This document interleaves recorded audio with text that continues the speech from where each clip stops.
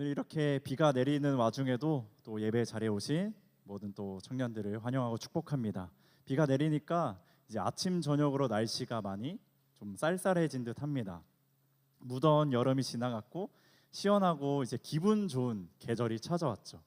이제 가을은 독서의 계절이라고 하는데 말씀과 경건 서적 등을 읽으면서 우리의 마음의 양식을 잘 쌓아가길 바라면서 오늘 말씀을 이제 나눠보도록 하겠습니다. 가을이 되니까 제법 옷차림새가 이제 뭐 긴팔, 뭐 바람막이, 자켓 등 이렇게 달라졌습니다. 우리 계절이 바뀌니까 입을 옷이 없을 시즌이 왔는데 신기합니다. 옷장에 옷은 많은데 계절이 바뀌면 항상 입을 옷이 없어요. 맨날 입을 옷이 없는 조금 아이러니한 상황이지만 이제 계절이 바뀌니 또 옷을 구매하고 싶은 마음이 막 뿜뿜 솟아오릅니다. 요즘 다시 이 패션을 보니까 경량의 유행이 이제 찾아온다고 합니다. 사람들이 가벼운 거, 편한 거를 찾고 있어요. 예를 들어서 사람들이 경량 패딩을 찾는데 유니클로에서 나온 퍼프테크 파카 경량 패딩이 저의 인스타에 자주 등장합니다.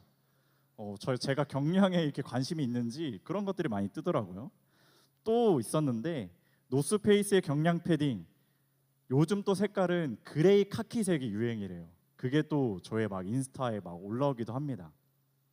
이제 많은 사람들이 이제 그것을 원하고 있음을 알 수 있는데 사람들이 왜 이렇게 가볍고 편한 이 경량 패딩을 찾게 되었을까 생각했는데 두 가지 이유가 있는 것 같아요. 하나는 편함, 다른 하나는 스타일. 이 두 개 때문에 경량 스타일을 찾지 않나 싶습니다. 경량 패딩을 입어보면 진짜 편해요. 저도 그래서 경량 패딩을 좋아하는데 막 무거운 패딩을 입으면 움직임도 막 불편하고 막 부한 느낌이 있습니다. 근데 경량 패딩은 가벼워서 움직임에 뭐 불편함이 크게 없어요. 편한 거 무시 못합니다. 저도 옷을 고를 때는 이 편한 거, 일단 내 몸에 편해야 좀 자주 손이 가게 되고 자주 입는 것 같아요. 불편하면 손이 잘 가지 않죠. 경량 패딩도 입으면 편하고 가볍고 활동하기도 좋으니까 입습니다. 그리고 요즘 경량 패딩이 편함과 동시에 스타일리시하게 잘 나옵니다. 경량 패딩 한번 입으면 아주 힙한 느낌이 들기도 하고 하나 걸쳤을 뿐인데 막 스타일이 좋아 보입니다. 그리고 경량 패딩에 이 허리에 고무줄을 당기고 이제 모자 있는 줄을 좀 더 당기면 더 느낌이 사는 이런 스타일의 좋은 모습을 우리는 봅니다. 패딩뿐만일까요? 신발도 그래요. 요즘 또 러닝이 이제 계속해서 유행하고 있는데 러닝화도 일단 내 발에 편해야 신게 되고 그렇지만 편함과 동시에 또 스타일도 좋아야 그것을 이제 구매하기도 합니다. 그런데 이 경량의 문화, 경량을 찾는 문화는 관계에서도 좀 나타나는 것 같아요. 어떠한 방식으로 나타나냐? 지난 잘잘청 때 성문화에 대해서 우리 청년들과 함께 나눴던 시간이었습니다. 오늘날 사람들은 인격적인 관계를 맺는 것을 참 어려워합니다. 왜냐하면 세상은 사람과 사람 사이의 인격적인 관계를 하는 법을 알려주지 않기 때문에 많은 사람들이 인격적인 관계 맺는 걸 어려워해요. 그래서 관계에서도 편한 것을 찾는 이런 경향들이 나타납니다. 인격적인 교제가 아니라 그보다 쉬운 신체적인 관계를 맺는 거죠. 아무 감정 없이 아무 교제 없이 모든 것을 제외하고 나의 신체만을 가지고 관계를 맺는 그런 경향이 있다는 거예요. 아무 교제 없이 하룻밤 사이에 만나서 성관계를 맺고 서로의 쾌락만을 채우고 다음 날이 되면 서로 이제 안녕 인사하고 헤어지는 이런 가벼운 관계가 우리 사회 속에 참 많습니다. 서로의 감정과 어떤 삶이 뒤섞이면은 그게 너무 힘드니까 신체적인 어떤 관계만 추구하고 쾌락만을 얻고 그냥 관계를 끊어버리는 이런 모습들이 있는 거죠. 조금이라도 이러한 인격적인 것, 깊어지는 관계를 맺으려고 하면 찌질한 사람이라고 사회는 낙인 찍어버립니다. 이렇게 사람들은 관계에서도 편하고 가볍고 나이스한 듯이 스타일이 있는 듯이 이제 맺으려고 합니다. 이거는 관계에서만 뿐만 아니라 이 편안과 스타일이 우리의 삶의 기조로 있다 보니까 이것이 우리의 신앙에도 영향을 준다는 거예요. 신앙도 편하게, 그런데 스타일을 추구하려고 하는 이런 모습이 있다는 거죠. 영적인 것에서도 편안함과 스타일을 추구하려는 모습들이 우리 안에 많이 있어요. 모든 것을 쉽게 하려고 하죠. 신앙생활은 평생의 숙제이고 치열함 가운데 이루어 가야 하는 것인데 치열함이 없습니다. 굳이 그렇게까지 치열하게 해야 돼? 굳이 그렇게까지 힘들게 해야 돼? 아니야, 나는 편하게 할 거야. 그렇지만 신앙의 스타일은 챙겨갈 거야 하는 이런 마음이 있는 거죠. 편하게 신앙생활하면서 있어 보이는 신앙으로 스타일을 챙기는 거죠. 그런데 이것은 정말 멋이 없는 신앙입니다.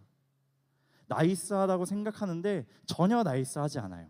우리는 오늘 말씀을 통해 나의 경량신앙을, 편하고 스타일만 챙기려고 하는 신앙을 돌아보길 원합니다. 제가 부임한 후로 계속 이제 갈라디아서를 보고 있습니다. 근데 갈라디아서가 쉬운 본문은 아니에요. 많이 어렵다고들 말을 합니다. 사실 우리 청년들과 마찬가지로 저도 갈라디아서를 가지고 묵상하고 해석하고 설교하는 게 쉽지 않아요. 참 어렵습니다. 그런데 오늘 본문을 보니까 5장 16절부터 26절까지 보니까 오늘 본문 말씀은 뭔가 쉽게 다가옵니다. 성령의 열매는 한 번쯤 들어봤을 만한 내용이죠. 갈라디아서 5장 22절과 23절을 우리 함께 읽어봅시다. 시작. 오직 성령의 열매는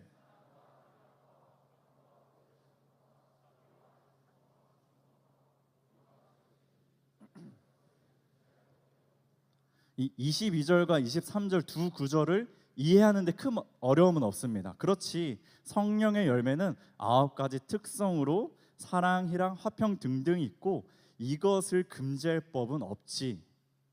우리는 성령의 열매를 잘 압니다. 이것들이 하나님의 좋은 성품인 것도 알아요. 주님을 믿으면, 성령님과 함께하면 이런 열매들이 나타날 것도 우리는 압니다.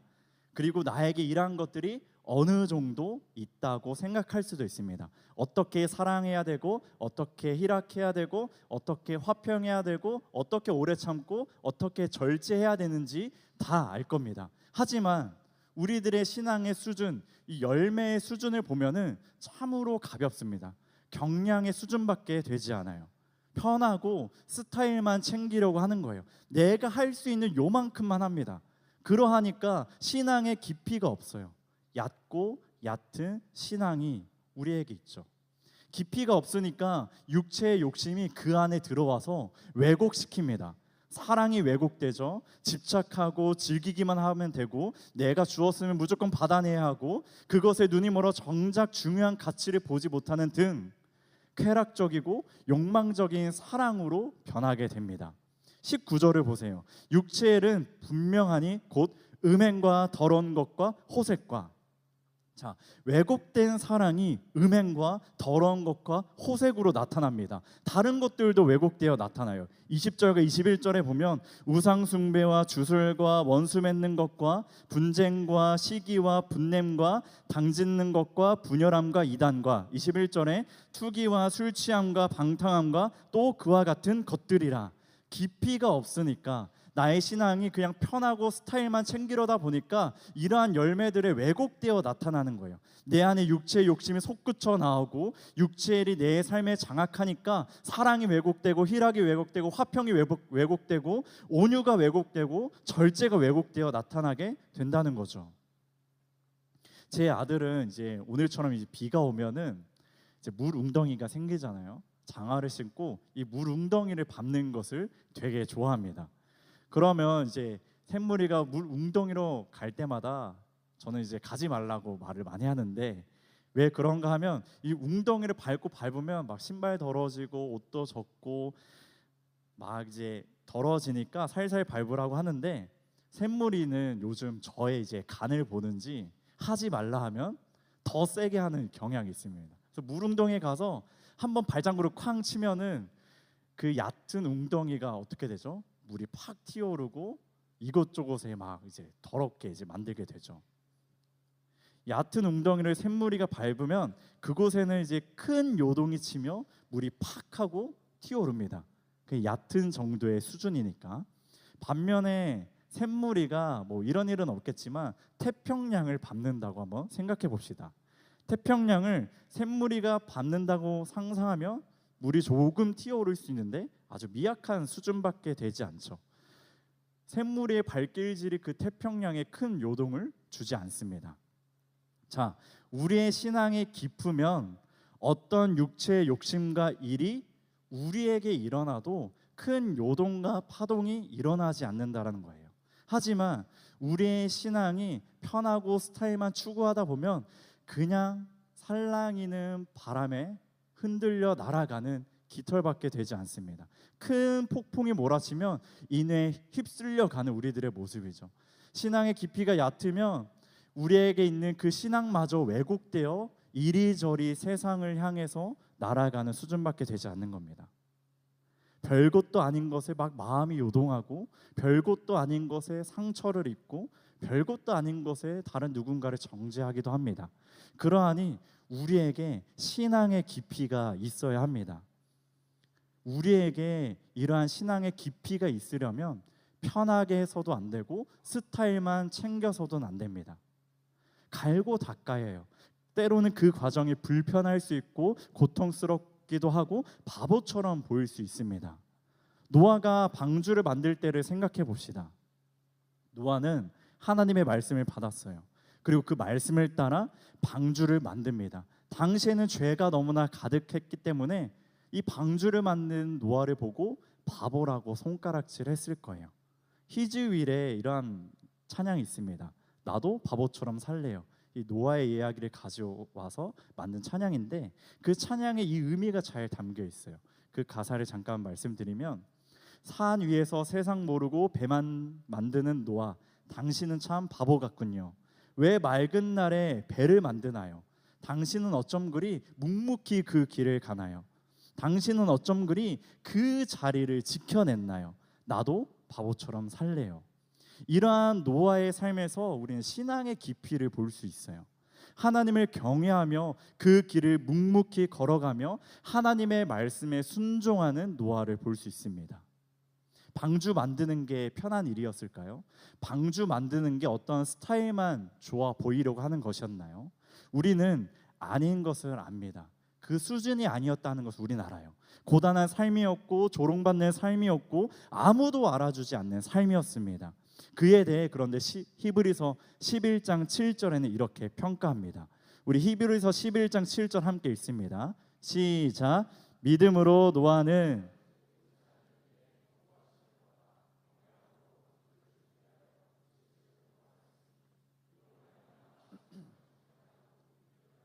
의의 상속자가 되었느니라. 아멘. 노아는 하나님께 인정을 받았어요. 다른 누구에게 인정받는 게 아니라 하나님에게 인정을 받았습니다. 그리고 그는 하나님의 나라를 소유했어요.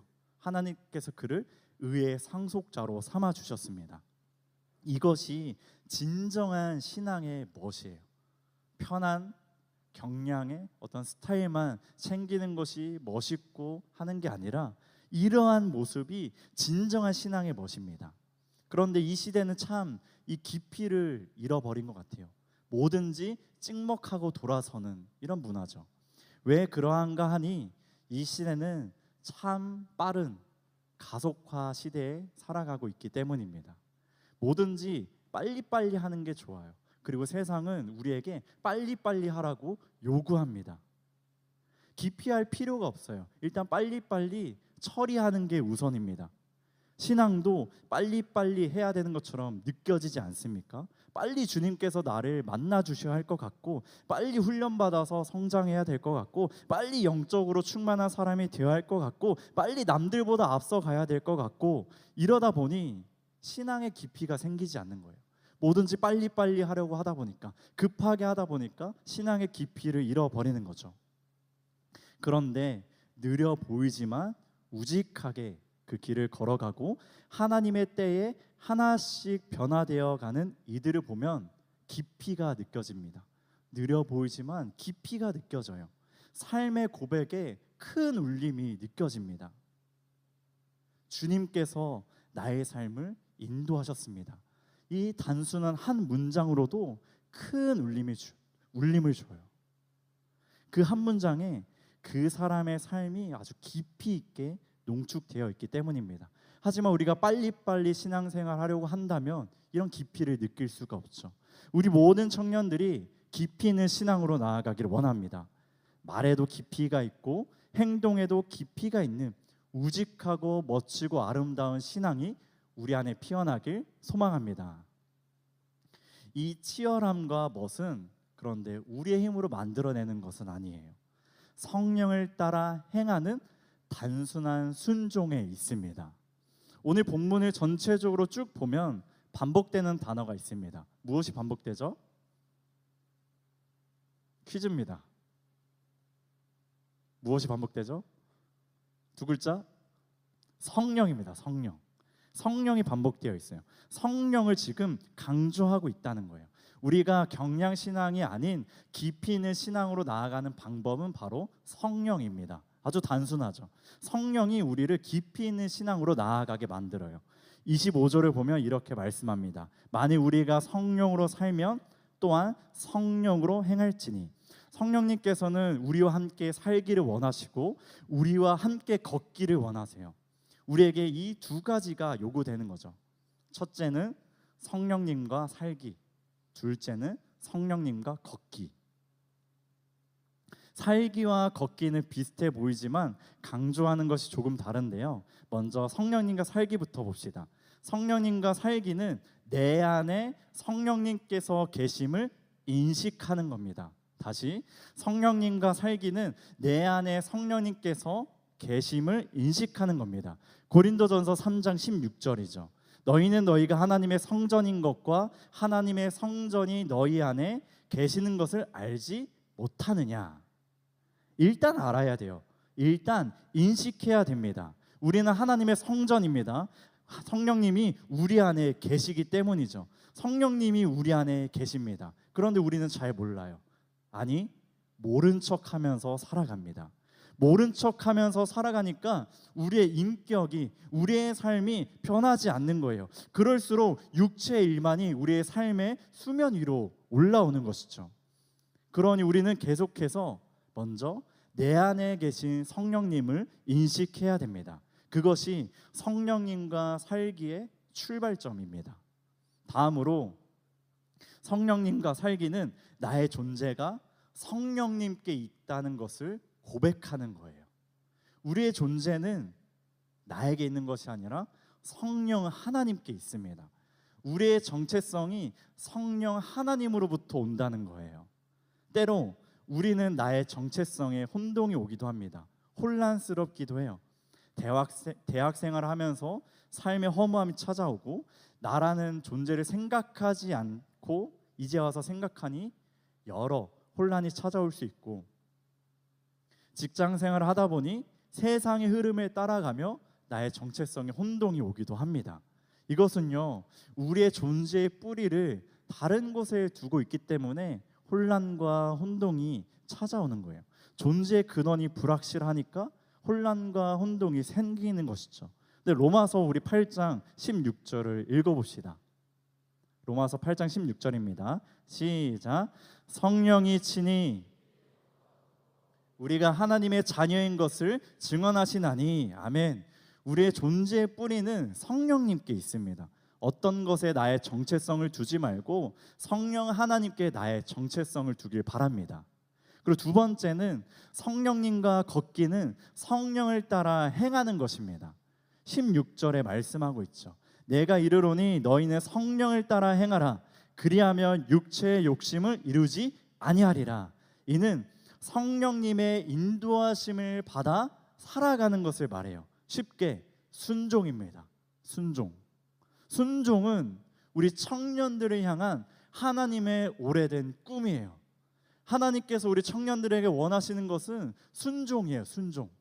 내 말을 듣고 내 말을 따라 살아가는 것. 오직 나만을 사랑하고 나를 사랑하는 마음으로 나의 다스림을 받고 살아가는 것이 하나님께서 우리 청년들을 향한 오래된 꿈이라는 거예요. 우리 에스겔 36장 27절 함께 읽어봅시다. 시작. 또 내 영을 너희 속에 두어 너희가 내 규례를 지켜 행할지라. 아멘. 우리는 성령 하나님과 함께 걸을 수 있어요. 우리는 성령 하나님과 함께 걸어감으로 성령의 열매를 맺는 것입니다.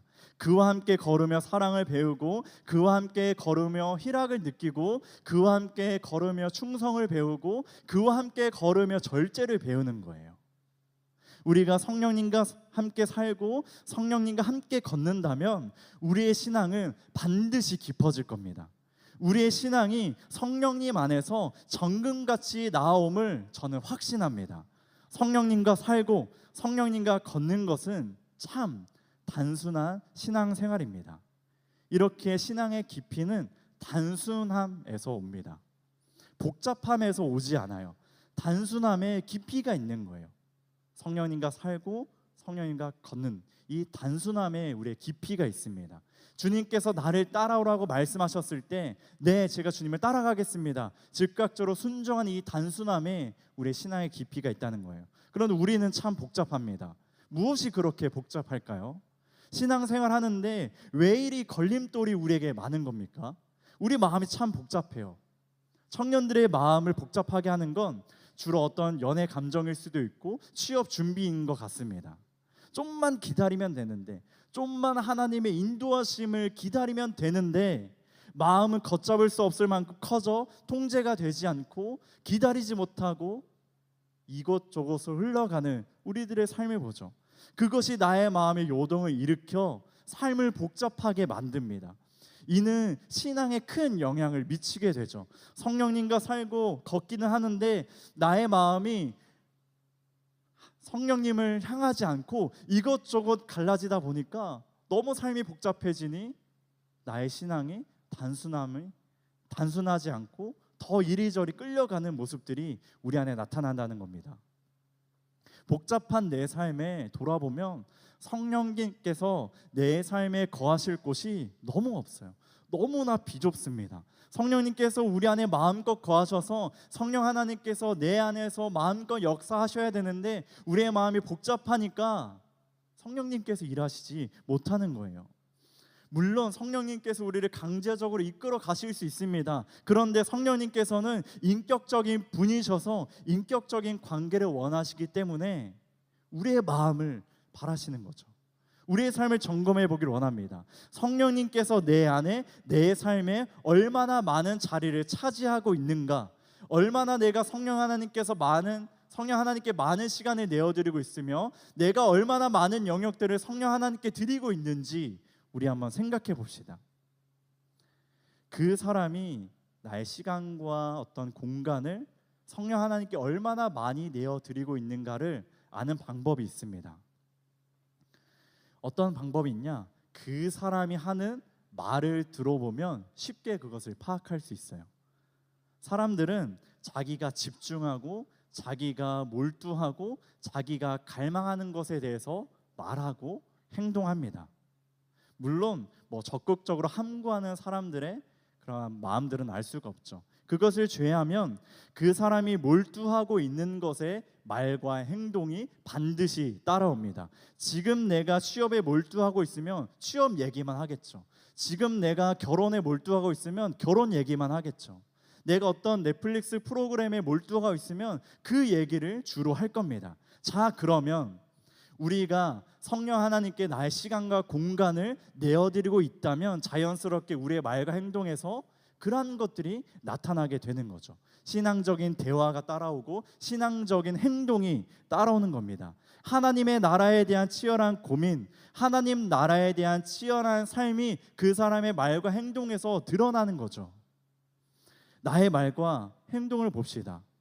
성령님께서 내 삶에 마음껏 거하셔서 나의 말과 행동에 그러한 것들이 나타나고 있습니까? 아니면 혹시 우리의 수준이, 우리의 말과 행동하는 것이 단지 주일 샘토 모임에 나와서 교제하는 수준에 머물러 있지는 않습니까? 저는 샘토에서 말씀 나누는 것을 폄하하는 것이 아닙니다. 샘터에서 말씀 나누는 건 너무 중요하죠. 그런데 언제까지 우리가 그 정도의 신앙의 수준에 머무를 것인가? 언제까지 그 정도의 그냥 일주일에 한 번 하나님의 말씀을 이야기하는 정도로 머무를 것인가? 이것을 얘기하는 거예요.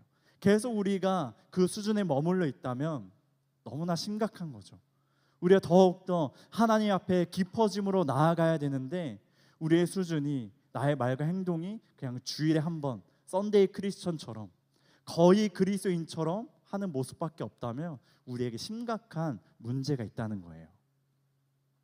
우리 청년들 혹시 루틴을 다들 아시나요? 루틴? 우리 청년들은 혹시 각자만이 가지고 있는 루틴이 있습니까? 저에게는 요즘 루틴이 하나 있는데 궁금하신가요? 그래요. 전혀 예상치 못한 답변 해주는데 네, 자, 알려드리겠습니다. 저의 루틴. 자, 일단 저의 이제 하루를 보면 새벽 기도를 나갑니다. 그래서 새벽 기도 나가서 제가 무조건 6시 반까지는 내가 자리에서 지켜서 기도하겠다 하고 6시 반 되면 이제 사무실로 내려가요. 그 다음에 루틴은 캡슐 커피를 하나 들고 커피 머신에 넣고 그 징 하는 소리 들으면서 이제 이제 커피 내려오는 것을 묵상합니다. 그런 다음에 이제 한 잔 내리고 이제 가서 성경을 쭉 읽어요. 그 성경을 다 읽은 다음에 그날 읽은 본문에서 나에게 하나님께서 어떤 말씀을 주실까 하면서 그 본문을 가져와서 큐티를 하고 저희 교육자분들과 함께 나누는 그 큐티방에 올립니다. 그리고 제가 요즘 거기에 플러스로 루틴 하나를 추가한 게 있어요. 어떤 형제가 알려준 어플인데 롱블랙이라는 어플입니다. 롱블랙. 혹시 아는 분 계신가요? 롱블랙? 네, 네, 없네요. 이 참 좋은 어플인데 이 롱블랙이 어떤 어플이냐? 하루에 하나씩 노트가 올라요. 뭐 인문학, 사회과학, 뭐 심리학, 철학 상관없이 하루에 하나 노트만 올라옵니다. 그래서 저는 큐티 다 하고 그 올라온 이제 노트 하나 읽고 이제 다시 가서 샘물이를 이제 픽업해주고 다시 이렇게 교회로 옵니다. 그렇게 아침을 시작하면 딱 저의 루틴대로 이루어지면 그날 하루 기분이 좋아요. 막 모든 걸 다 할 수 있을 것 같고 막 용기도 생기고 담대함도 막 생깁니다. 요즘 날씨도 신선해서 선선해서 더 이제 기분이 좋습니다. 단점이 하나 있더라고요. 이렇게 매주 하니까 단점이 하나 있는데 오후 3시만 되면 그렇게 피곤해요. 쏟아지는 잠을 이길 수가 없습니다. 여튼 저에게 이런 루틴이 있는데 루틴이 뭐냐면 어떤 반복적인 행동의 습관을 말합니다. 루틴 그 자체에는 근데 의도와 의미가 빠져 있어요. 그냥 단순히 어떤 기계적이고 반복적인 행동의 습관을 루틴이라고 합니다. 나의 어떤 반복적인 행동의 습관, 즉 루틴에서 의도와 의미를 더하면 무엇이 되냐? 리추얼이 됩니다. 리추얼. 자, 리추얼은 영어로 의식, 의례라는 뜻을 갖고 있는데요. 반복적인 루틴에 의도와 의미를 부여하면 그게 리추얼이 되는 겁니다. 우리는 우리의 삶에 있는 루틴에 신앙적인 의도와 신앙적인 의미를 더하여서 신앙의 리추얼을 가져야 돼요. 왜? 그럼 왜 우리가 이 신앙의 리추얼을 가져야 하는가? 우리가 성령님과 살고 성령님과 걷고 있다는 것을 계속 인식하기 위함이에요. 우리에게 반복적인 신앙의 루틴들이 참 많습니다. 돌아보면 참 많아요. 매주 예배 나오는 것도 우리 신앙의 루틴입니다. 성경 읽고 기도하는 것, 정해진 시간에 하는 것, 이것도 신앙의 루틴입니다. 샘도 교제하는 것도 신앙의 루틴이죠. 우리에게 이렇게 돌아보면 신앙적인 루틴들이 참 많습니다. 그런데 루틴은 많지만 형식적인 습관에 머물러 오히려 성령님을 인식하지 못하고 영적 무감각에 빠질 수 있다는 거예요. 반복적인 루틴, 그냥 형식적인 루틴에만 빠져 있으면 사실 영적인 무감각이 찾아올 수 있다는 것, 매너리즘에 빠질 수 있다는 거죠. 하지만 그런 루틴들에 우리 청년들이 의도와 의미를 더하면 매일매일 새롭고 매일매일 달라집니다. 예배가 단순히 시간을 채우는 루틴이 아니라 예배 10분 전에 나와서 성령 하나님 오늘 나의 마음을 만져주시고 주님을 만나게 하옵소서 라고 기도하는 리추얼을 갖는다면 우리가 매주 드리는 예배가 달라지겠죠. 이러한 리추얼이 우리의 예배의 태도를 바꾸고 성령 하나님을 더욱 인식하게 만드는 겁니다. 성령의 열매에 관해서도 사랑을 습관처럼 어떤 루틴처럼 하지 말고, 희락과 화평을 어떤 기계적인 것처럼 하지 말고 하나님을 사랑하는 마음으로, 그 의도를 가지고 사랑하면 달라진다는 거죠. 하나님을 기뻐하는 마음으로 기뻐하면 달라진다는 거죠. 오늘도 나에게 부어주실 화평을 기대하며 화평하는 등 우리가 하는 모든 신앙적인 루틴들의 의도와 의미를 더하면 우리의 신앙이 점점 더 깊어짐을 볼 수 있습니다. 우리 모두가 이 신앙의 루틴을 넘어서 신앙의 리추얼을 가지길 소망합니다. 우리 말씀을 정리하겠습니다. 우리가 어떤 편함, 스타일에만 머물러 루틴에 갇힌다면 기계적이고 형식적인 신앙에 빠져들어갈 수가 있어요. 그리고 그 루틴만을 가지면 어쩌면 가벼운, 너무나 경량 신앙의 수준밖에 되지 않음을 우리는 알 수 있습니다. 신앙의 깊이가 없으면 육체의 일이, 육체의 소욕이 우리의 마음 가운데 계속 들어와서 우리가 성령 하나님으로 향해야 되는 삶이 자꾸 세상을 향해 되고 왜곡되어 나타나게 된다는 거예요. 그래서 이 갈라디아서 5장 21절에 보면 육체의 일을 하는 자들은 하나님의 나라를 유업으로 받지 못할 것이다 라고 경고까지 해요. 우리의 신앙의 수준이 육체의 일을 따라가고 육체의 소욕만 가득하다면 하나님께서 우리 보고 하나님의 나라의 유업을 잊지 못한대요. 이 말은 무엇이에요? 구원받지 못하고 영원한 멸망 가운데 빠지게 된다는 거죠. 하나님께서 지금 우리에게 아주 심각하고 강하게 경고하고 있는 겁니다. 우리 청년들, 우리 경량 신앙에서 벗어납시다. 그러니까 편안만 추구하고 스타일만 추구하는 이 경량 신앙에서 꼭 벗어납시다. 성령님과 살며 성령님과 함께 걸어가는 깊이 있는 신앙으로 우리 살아갑시다. 이것을 어떤 기계적인 루틴으로 하지 말고, 여기에 자리에 앉아 있는 것도 그냥 단순한 루틴에 있는 것이 아니라 신앙적인 의도와 의미를 더하여서 하나님과 더 깊은 관계로 나아가길 원합니다. 계속해서 우리 안에 성령님이 계심을 잊지 말고 인식함으로 내 안에 성령의 열매가 가득해지기를 기대하십시오. 사랑할 수 없던 내가 사랑하게 되고, 기뻐할 수 없던 내가 기뻐하게 되고, 충성할 수 없었던 내가 충성하게 되고, 온유할 수 없던 내가 온유하게 되고, 절제할 수 없던 내가 절제하게 되는 그 성령의 열매를 꿈꾸고 기대하십시오. 가벼워서 이리저리 휘둘리는 신앙이 아니라 내 마음이 이곳저곳에 갈라져서 하나님께 집중하지 못하고 몰두하지 못하는 것이 아니라 깊이 있게 묵직하게 오래된 나무처럼 굳게 서 있는 신앙으로 성장하길 원합니다. 이렇게 깊이 있는 신앙으로 살아갈 때 힘이 들 때면 이것을 꼭 기억하세요. 하나님께서 여러분을 사랑하고 계시다는 것, 하나님께서 여러분을 기뻐하고 계신다는 것, 하나님께서 여러분과 함께 화평을 누리시길 원한다는 것, 하나님께서 여러분에 대해 오래 참고 계시다는 것, 하나님께서 우리 청년들을 자비를 베푸시고 선을 베푸시고 충성을 베풀고 계시다는 것, 신실함을 베풀고 있다는 것, 하나님께서 우리에 대해서 온유하고 계시고 절제하고 계시다는 것을 기억하시기 바랍니다. 사랑하는 우리 청년들, 가볍고 스타일만 챙기는 경량 신앙에서 벗어나 우직하고 진정한 멋이 있는 깊이가 있는 신앙으로 살아가길 주님의 이름으로 축복합니다. 아멘. 우리 다 함께 일어나서 찬양하며 기도의 자리로 나아갑시다.